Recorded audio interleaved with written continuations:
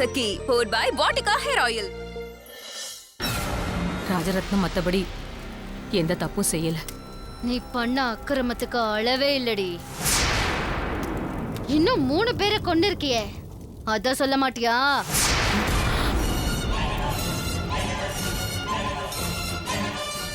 என்னடி அமைதியா இருக்க? ரக்ஷனா, அவங்க அம்மா அப்பா இவங்க 3 பேரையும் நீதானே கொன்ன, அதையும் சொல்லு.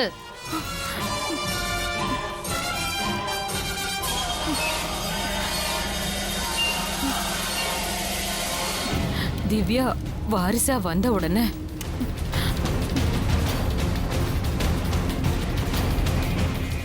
ரக்ஷனா எதிரியா மாறிட்டா.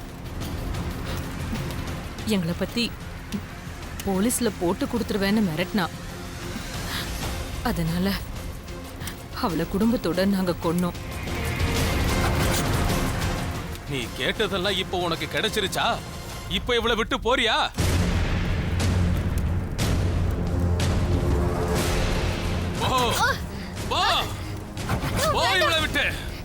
இவளை விட்டு போயிரு. சீக்கிரம் போ.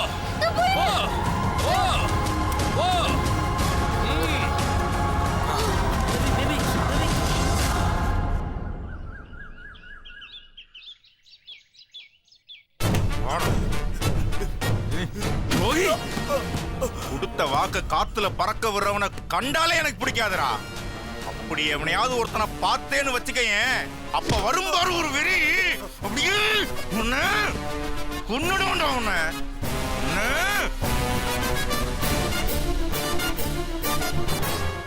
டேய் ஐயா, வெளில யாரோ ஒருத்தன் நிக்கிறான் பாரு. யாருன்னு பாரு. யார் பாடி? என் பேர் அன்புங்க சார், பார்க்கணும்னு சொன்னாரு. ஐயா, அன்புன்னு ஒரு தம்பி வந்திருக்காரு ஐயா. டேய், அன்பு தம்பி இல்லடா, மாப்ள. மாப்ள வாங்க மாப்ள. வாங்க சார். வாங்க மாப்ள. உள்ள வாங்க. அட உள்ள வாங்க. மன்னிச்சுக்கங்க, இப்பதான் உங்களை நேர்ல பாக்குறேன், தப்பா நினைக்காதீங்க. நான் யாரோன்னு நினைச்சிட்டேன். ஒரு சின்ன வேலை முடிச்சுட்டு வந்துடுறேன். நம்பிக்கை துரோகம் பண்ணக்கூடாதுடா. ஒரு வார்த்தை கொடுக்கறதுக்கு முன்னாடி 1000 தடவை யோசிக்கணும்டா. அப்படி ஒரு வார்த்தை கொடுத்ததுக்கு அப்புறம் அதை கடைசி வரைக்கும் காப்பாத்தணும்டா. மன்னிச்சிருங்க, ஏன்டா காப்பாத்தலையா? மன்னிச்சிருங்க ஐயா, இனிமே பண்ண மாட்டேங்க. இனிமே பண்ண மாட்டேங்க. தெரிஞ்சே தாண்டா விளையாடி இருக்க நீ. ஐயா, மீடியால என் பேரை இழுக்காத உன்னை வான் பண்ணியிருக்கேன். நீயும் மாட்டேன்னு சத்தியம் பண்ணி கொடுத்துருக்க. அப்புறம் ஏன்டா என்ன பத்தி சொன்ன? உங்க பேரை சொல்லனா என்ன கொன்னுடுவேன்னு சுந்தரம் ஐயா தான் சொன்னாருங்க ஐயா. இப்ப நான் உன்னை கொல்ல போறேனே, அதுக்கு என்ன பண்ண போற? ஐயா, என்ன பண்ண போற? சொல்லுடா, அதுக்கு என்ன பண்ண போற? தெரியாம பண்ணிட்டேங்க ஐயா, விட்டுருங்க ஐயா, விட்டுருங்க ஐயா. விட்டுறவா? உன்னை விட்டுறேன்.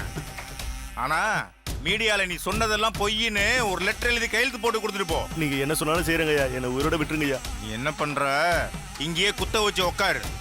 நான் சொன்னதுக்கு அப்புறம் போனா போதும். டேய் பாத்துக்கடா. சரிங்க மாப்ள. டேய் உட்காரு. நீங்க வாங்க மாப்ள. இது என்ன பண்றது? அரசியல்ல அடி தடி பஞ்சாயத்து இது இல்லாம பொழுதே விடிய போறது இல்ல. நீங்க வாங்க.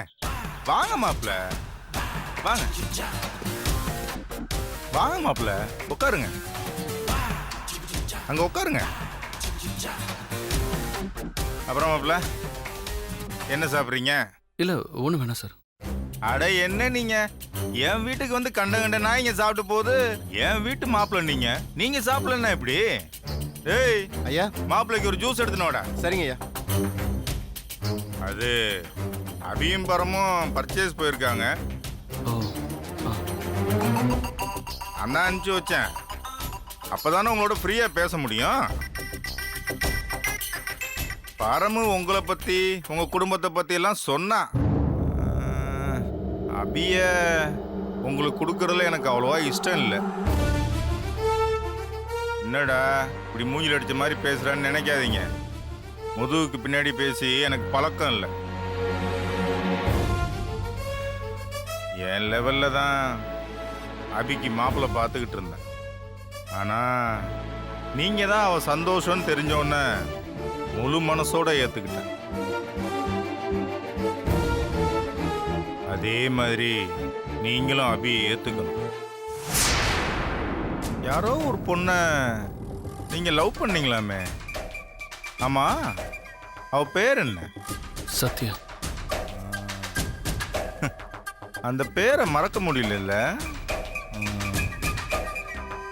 கல்யாணத்துக்கு முன்னாடி அவ நினைப்போட சேர்த்து அந்த பேரையும் மறந்துடுங்க.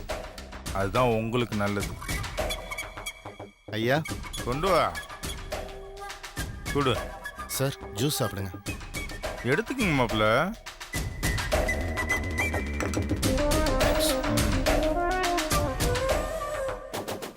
லவ் பண்ண சமயத்துல அந்த பொண்ணு உங்களுக்கு நிறைய gift கொடுத்துருக்குமே, அதெல்லாம் அழிச்சிடுங்க.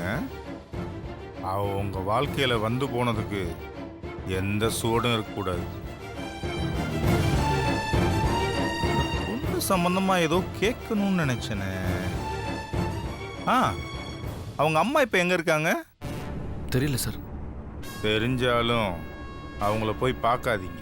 அவங்களோட எந்த கான்டாக்டும் வச்சுக்காதீங்க. சத்யாவை ஞாபகப்படுத்துற எதுவும் உங்களுக்கு தேவையில்லை. இதெல்லாம் நான் ஏன் சொல்றேன்னு உங்களுக்கே புரிஞ்சிருக்கும். கல்யாணத்துக்கு அப்புறம் நீங்க சத்யா நினைப்போடவே இருந்தா அபியால தாங்கிக்க முடியாது. அவ கஷ்டப்பட்டா நான் சும்மா இருக்க மாட்டேன். கோவத்துல நான் ஏதாவது செய்ய போய் அதால நமக்குள்ள பிரச்சனை வந்து எதுக்கு இதெல்லாம்? கவனமா கேளுங்க. உங்களோட மற்ற கமிட்மெண்ட்ஸ் எல்லாம் செகண்டரி தான். அபி புருஷங்கிறது தான் மெயின் ரோல். அவளை சந்தோஷமா பார்த்துக்கிறது தான் உங்களோட மொதல் வேலை. அதுல ஒரு சின்னதா குறை தெரிஞ்சாலும் நான் வேற மாதிரி ரியாக்ட் பண்ணிடுவேன். அதை புரிஞ்சு நடந்துக்கங்க. அப்புறம் உங்க வேலையை பத்தி பரமு சொன்னா என் வீட்டு மாப்பிள்ள ஆரையா சரி, அதுதான் உங்க இஷ்டம்னா பிரச்சனையை கிளியர் பண்ணி கொடுத்துட்றேன். நீங்க பிஸ்னஸ் ஆரம்பிக்கிறதுனாலும் பணம் கொடுக்குறேன். நல்லா யோசிச்சு ஒரு முடிவை சொல்லுங்க. எனக்கு அசம்பிளிக்கு டைம் ஆச்சு, நான் கிளம்புறேன். நீங்க இருந்து அபியை பார்த்துட்டு போங்க. இல்ல சார், நானும் கிளம்பணும், வேலை இருக்கு. வரேன் சார். இருங்க, போற ஊர்ல டிராப் பண்றேன். இல்ல, நான் பைக்ல தான் வந்திருக்கேன். நான் கிளம்புறேன். மாப்பிள்ள, என்ன என் வீட்டுக்கு வந்துட்டு எதுவும் சாப்பிடாமே போறீங்க? குடிங்க. இல்ல, நான் கிளம்பணும். பரவாயில்ல, இதை மட்டும் குடிச்சிட்டு போங்க.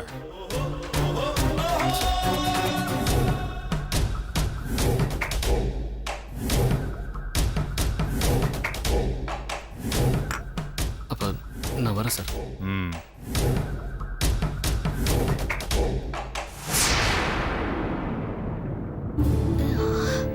என்னம்மா ஆச்சு? ஐயோ, லேப்டாப்பை பார்த்து பார்த்து கழுத்தெல்லாம் வலிக்குதுக்கா. நான் வேணா அமுக்கி விடட்டுமா? ஐயோ வேணாக்கா. சும்மா இரு. அக்கா பரவாயில்ல. ஐயோ, எனக்கு ஒரு தங்கச்சி இருந்தா நான் செய்ய மாட்டேனா? பேசாம இரு. ஆ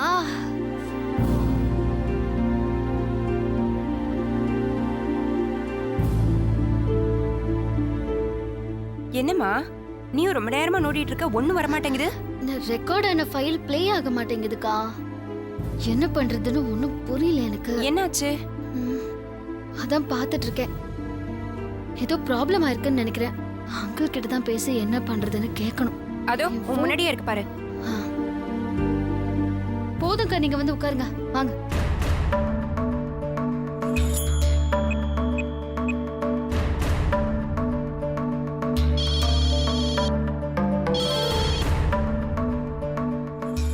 உன் ஃபோனுக்கு தாம்மா வெயிட்டிங்.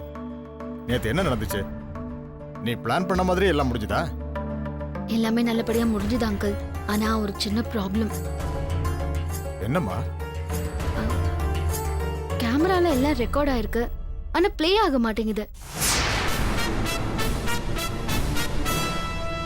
நேற்று செக் பண்றப்ப நல்லா தானமா இருந்துச்சு. ஆமா அங்கிள், இப்போதான் ஏதோ ப்ராப்ளம் ஆயிருக்கு. என்ன பண்றதுன்னு புரியல. சத்யா, நீ ஒன்றும் கவலைப்படாதம்மா. சர்வீஸ் சென்டருக்கு ஃபோன் பண்ணி ஆள் அனுப்ப சொல்றேன். அவங்க கிட்ட கேமராவை கொடுத்து அனுப்பு. அவங்க நல்ல ஜென்யூனான ஆட்கள் தாம்மா, நம்பி கொடுக்கலாமா. கேமராவை சரி பண்றதுக்கு இன்னும் 2-3 நாளாவது தேவைப்படும். 3 days?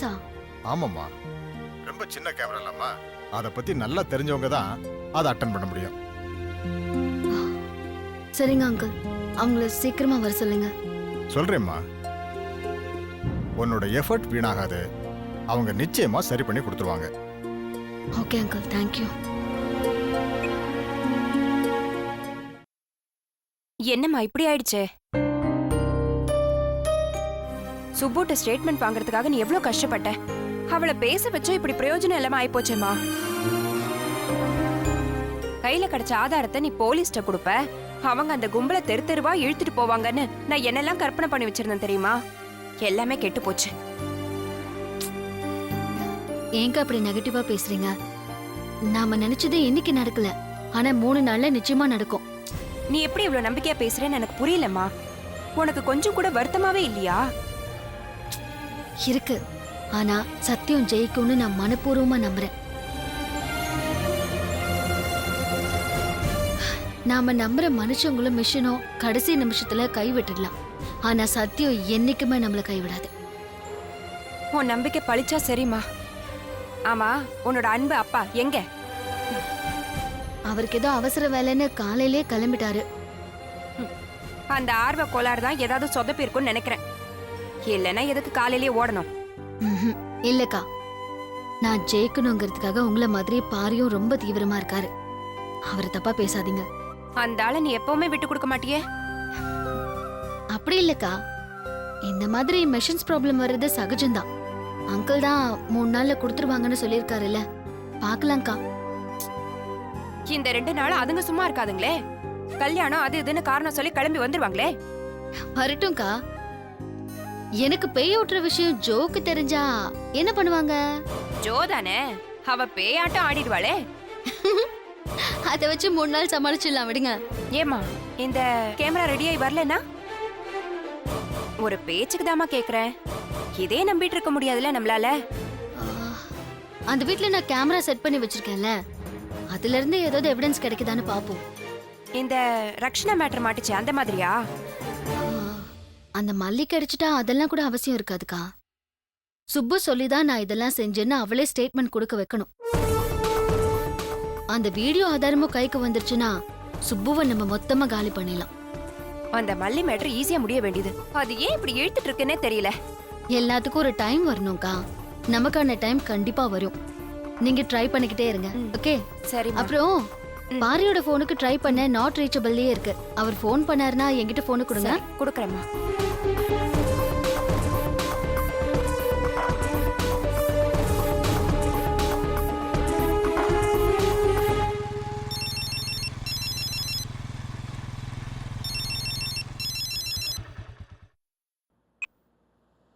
ஹலோ, அன்பு சாருங்களா? ஆமா, நீங்க? சார், நான் சதீஷ் பேசுறேன், திவ்யா அக்காவோட பிரதர். ஓ சார், நீங்க அக்காவை பார்க்க வீட்டுக்கு வந்ததா ஆண்டி சொன்னாங்க. ஆமா, உங்க சிஸ்டரை நான் உடனடியாக பார்க்கணும். உங்க வீடு எங்க இருக்குன்னு சொல்ல முடியுமா? சார், நீங்க வந்தாலும் எங்க அக்காவை பார்க்க முடியாது சார். ஏன்? அக்கா சார், நம்ம நேர்ல மீட் பண்ணி பேசலாமா? கண்டிப்பா. நான் எங்க வரணும்னு சொல்லுங்க, நான் வரேன். சார், நீங்க வலசரவாக்கம் சப்வே கிட்ட வந்தீங்கன்னா. சரி. ஓகே, நான் ஒரு 15 மினிட்ஸ்ல அங்கே வந்துடுறேன். Okay sir. தேங்க்யூ.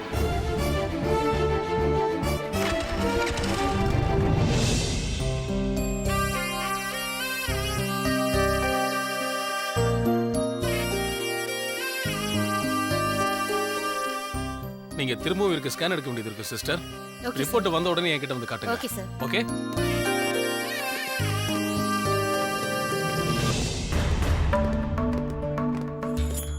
சார், ஒரு நிமிஷம். சொல்லுங்க சார். ராஜரத்னத்தை இன்னைக்கே டிஸ்சார்ஜ் பண்றதுக்கு சான்சஸ் இருக்கா? ஏன் சார் இப்படி அவசரப்படுறீங்க? ஹை அஃபீஷியல்ஸ் என்ன புடுங்கி எடுக்கிறாங்க டாக்டர். அந்த ஆளை இப்பவே கூட்டிட்டு போயிட்டா சீரியஸா ஒன்றும் இல்லைன்னு சொல்லி சமாளிச்சிருவேன், இல்லைன்னா பெரிய இஷ்யூ ஆயிரும். அவருடைய ஸ்கேன் ரிப்போர்ட் வந்தாதான் டிஸ்சார்ஜை பத்தி முடிவு பண்ண முடியும். ரிப்போர்ட் முன்ன பின்ன இருந்தாலும் அந்த ஆளை அனுப்பி வச்சிருங்க டாக்டர். என் நிலைமை கொஞ்சம் புரிஞ்சுக்குங்க டாக்டர், ப்ளீஸ். பேஷண்ட் 1 வாரம் அப்சர்வேஷன்ல இருக்கணும்னு சர்ஜன் நோட் எழுதியிருக்காரு. அதை மீறி நான் எது செஞ்சாலும் அது தப்பாயிரும் சார். 1 வாரங்கிறது ரொம்ப அதிகம் டாக்டர். அந்த டாக்டரு ராஜரத்னத்துக்கு வேண்டப்பட்டவர்னு நினைக்கிறேன்.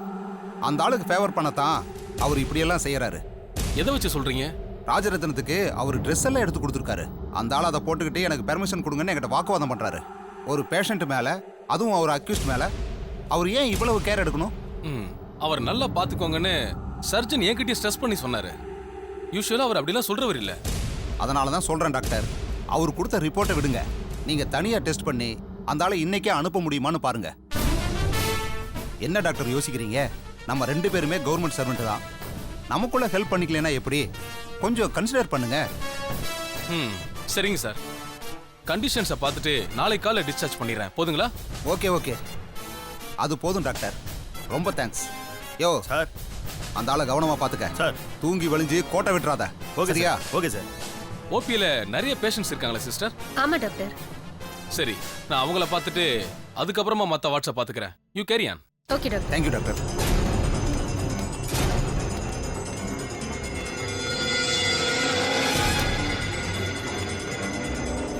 சார்,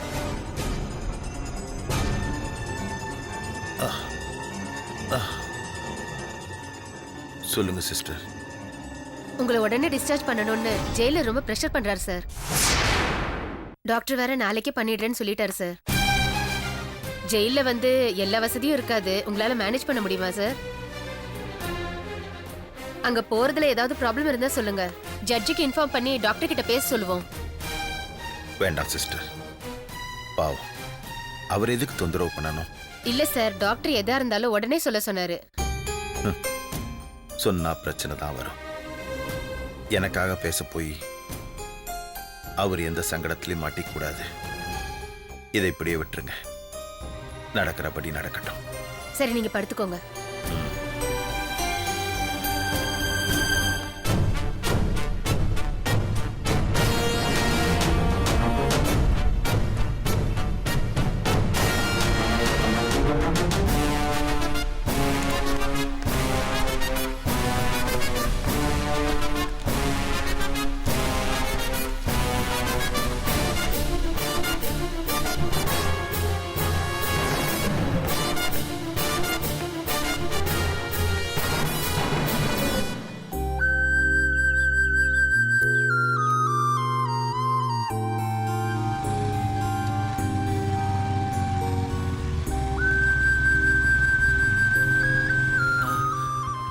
சதீஷ்.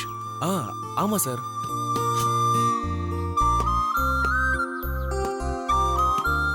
ஹாய் சதீஷ். வீட்டுக்கு வந்தாலும் உங்க சிஸ்டரை பார்க்க முடியாதுன்னு ஏன் சொன்னீங்க? அவங்க வெளியூருக்கு எங்கேயாவது போயிருக்காங்களா? ஆமா சார். சரி, எப்போ வருவாங்க? அதான் சார் எனக்கும் தெரியல. எனக்கு புரியல. விளக்கமா சொன்னதா சார் உங்களுக்கு புரியும். அதுக்கு முன்னாடி நீங்க யாருன்னு தெரிஞ்சுக்கலாமா? அக்காவை உங்களுக்கு எப்படி தெரியும்? உங்க சிஸ்டரை நான் பார்த்தது கூட கிடையாது. ராஜரத்ன சார் தான் அவங்க அட்ரஸை கொடுத்து அனுப்பி வச்சாரு. ஆமா, அவரு ஜெயில தானே இருக்காரு. அவர் எப்படி உங்களுக்கு பழக்கமானாரு? எங்களுக்கு அங்கதான் பழக்கம். அதுவும் 2 மாசம் தான். அதுக்குள்ளேயே நாங்க ரொம்ப க்ளோஸா பேசி பழகிட்டோம். எப்பவுமே நேரம் கிடைக்கும் போதெல்லாம் திவ்யா பத்தி தான் சார் பேசிட்டு இருப்பாரு. உங்க குடும்பத்துக்கு பெரிய துரோகம் பண்ணிட்டோன்னு ரொம்ப கில்ட்டியா புலம்புவாரு. உங்களுக்கு ஏதாவது பிராயச்சித்தம் பண்ணணும்னு அவர் மனசார நினைக்கிறாரு சதீஷ். உங்க குடும்பம் மேல இருக்கிற அக்கறையால தான் திவ்யாவை பார்த்துட்டு வர சொல்லி என்ன அனுப்பி வச்சாரு. அவரு ரொம்ப நல்ல மனுஷன் தான் சார். அந்த சுப்புவும் பிரபுவும் தான் எல்லா பிரச்சனைக்கும் காரணம். அவங்களால தான் சார் இன்னைக்கு நாங்க எங்க அக்காவை தொலைச்சிட்டு நிக்கிறோம். அம்மாவும் புத்தி பேதலிச்சு போய் தெரு தெருவா அலைஞ்சிட்டு இருக்காங்க சார். அக்காவை தொலைச்சிட்டீங்களா? கொஞ்சம் புரியுற மாதிரி சொல்லுங்க சதீஷ். சுப்பு பேச்ச கேட்டுட்டு அங்கிள் அக்கா மேல திருட்டு பழி போட்டு வெளியே அமிச்சிட்டாங்க சார். அந்த ராட்சசி எங்க சொத்து எல்லாத்தையும் புடிங்கிட்டு வீட்டையும் புடிங்கிட்டு எங்களை நடுத்தூர்ல நிக்க வச்சிட்டா சார். பெத்த அப்பாவையும் அவ பணத்தால விலைக்கு வாங்கிட்டா. அந்த ஆளு எல்லாரையும் தூக்கி எறிஞ்சிட்டு வேற ஒருத்தியோட போயிட்டாரு. அதுக்கெல்லாம் கூட எங்க அக்கா கவலைப்படல சார். எங்களை கொடுமைப்படுத்தி அவ சொத்தை எல்லாம் புடுங்கி நடு ரோட்ல நிக்க வைப்பன்னு அந்த சுப்பு எங்க அக்கா கிட்ட சவால் விட்டா. அதுதான் சார் எங்க அக்காவை ரொம்ப டிஸ்டர்ப் பண்ணிடுச்சு. அவ சதியில இருந்து அங்கிளை எப்படியாவது காப்பாத்தணும்னு அக்கா அன்னைக்கு டிசைட் பண்ணாங்க. அங்கிளுக்கு சுப்பு செகண்ட் ஒய்ஃப் தான். அது உங்களுக்கு தெரியும். அவ பேச்ச நம்பிதான் என்னோட ஃபர்ஸ்ட் ஒய்ஃபை நான் வீட்டை விட்டே விரட்டிட்டேன்னு சார் என்கிட்ட முன்னாடியே சொல்லியிருக்காரு. சுப்புவால என் பொண்டாட்டி பிள்ளைக்கு கூட துரோகம் பண்ணிட்டேன்னு அத நினைச்சும் அவர் ரொம்ப வருத்தப்பட்டு இருப்பார். அவங்க கூட ஜெயில பார்க்க வந்தாங்க. ஆனா சுப்புவோட ஆள் ஒருத்தர் அங்க இருந்ததால சாரால அவங்க கிட்ட ஃப்ரீயா பேச முடியல. அதுலதான் சார் ரொம்ப மனசு ஒடிஞ்சு போயிட்டாரு. சார் நீங்க என்ன சொல்றீங்க? அங்கிளோட ஃபர்ஸ்ட் ஒய்ஃப் அவரை பார்க்க வந்தாங்களா? ஆமா, ஏன் கேக்குறீங்க? சார் அவங்கள தேடி தான் திவ்யா அக்கா கொடைக்கானல் போயிருக்காங்க.